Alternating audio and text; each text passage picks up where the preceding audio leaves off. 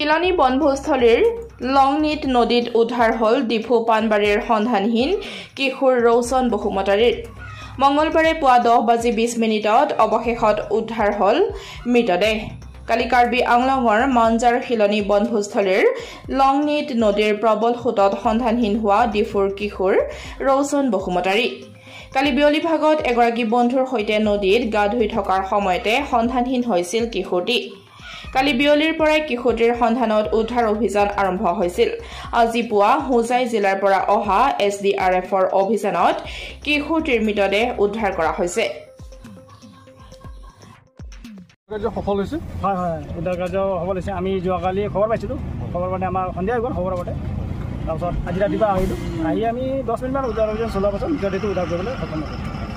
অহাত দেৰি হৈছে বুলি পেলাই পৰিয়ালৰ মানুহে কৈছে। নহয়, এতিয়া আমি হোজাৰ পৰা আহোঁ, এতিয়া খবৰ দিয়াৰ লগে আমি হঠাৎ আহিব নোৱাৰিম নহয়, হোজাৰ পৰা আহোঁতে সময় লাগে ন। আমি গাড়ীত আহোঁ, গাড়ী ঘোঁৰা কথা আছে। কাৰ্বি আংলঙতো SDRF নতুনকৈ কিবা কৰিছে, কিন্তু হ'লেও ইকুইপমেণ্টছ দিয়া নাই নেকি? নাই, SDRF নতুনকৈ দিছে কাৰ্বি আংলঙত, কিন্তু ইকুইপমেণ্ট নাই আৰু প্লাছ ডিপ ড্ৰাইভাৰ দিয়া নাই। সেইকাৰণে আমি মানে হোজাৰ পৰা আহিব লগা হ'ল। হোজাৰ পৰা এতিয়া হোজাই আৰু ডিফু দুটা ষ্টেচন মিলি আমি কম্বাইন হৈ কিনে উদ্ধাৰ অভিযান চলাইছোঁ। তাৰমানে এতিয়া ডিফুত নাই ইকুইপমেণ্ট আছে, নাই ডিপ ড্ৰাইভাৰ আছে? ডিপ ড্ৰাইভাৰ আৰু ইকুইপমেণ্ট এজন আছে, এজন আছে ডিপ ড্ৰাইভাৰ এজন আছে, আৰু এজন আছে, আৰু এজন দিলে ভাল।